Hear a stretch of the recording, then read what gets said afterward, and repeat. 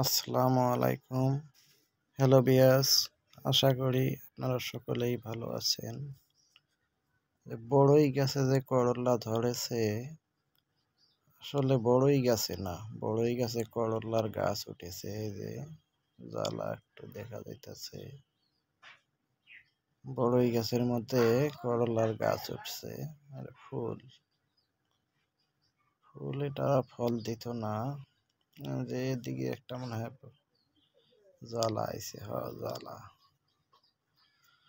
এটা বড় হবে কয়েকদিন গেলে, তবে স্প্রে করার দরকার। বড়ই গাছটা বেশি বড় না, ছোট, কিন্তু এদিক সেদিক ডাল উঠেছে।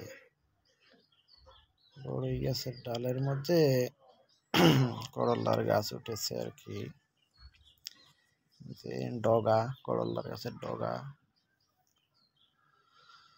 তো এই যে এদিকে একটা তো দেখা যাইতেছে মনে হয় পেকে গেছে। কত বড় করল্লা দেখছেন, পেকে গেছে। দেখি নেই পিঠে, সময় মতো ওরে নিয়ে খাইতে পারি নাই, যার ফলে পাকিয়া গেছে আর কি। গাছের নিচে ডোবায় যায় শিং মাছ চাষ করতাম, কিন্তু কচুরি পানা দিয়ে ভরে গেছে।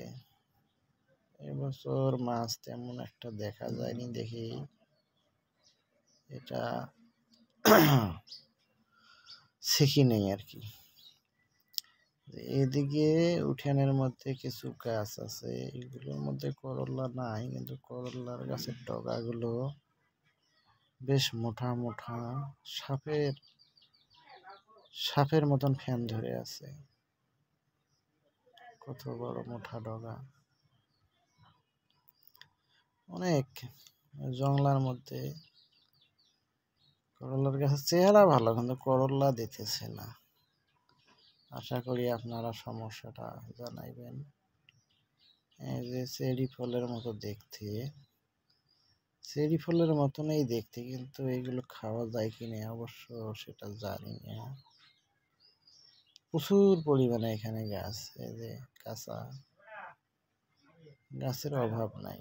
চেরি ফলের মতনই ফলগুলো, কিন্তু খাওয়া যদি যাইতো তাহলে কি আর এই পাখাগুলো থাকতো?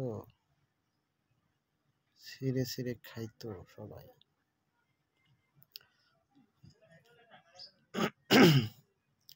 তো এখানে প্রচুর পরিমাণে গাছ। তো এইগুলো মনে হয় বেশিরভাগ টিয়া পাখি, পাখিরাই খায়, সব পাখিরাই খায়।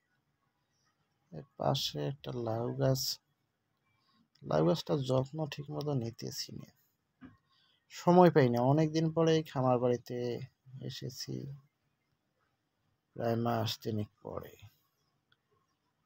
তো কয়েকটা অনেক লার্কি গাড়িয়া দিছি, গাছের ডালের উপরে উঠছে। একটা জাংলা দেব ভাবছিলাম, 2-1 মধ্যে একটা জাংলা দেব এই জায়গায়।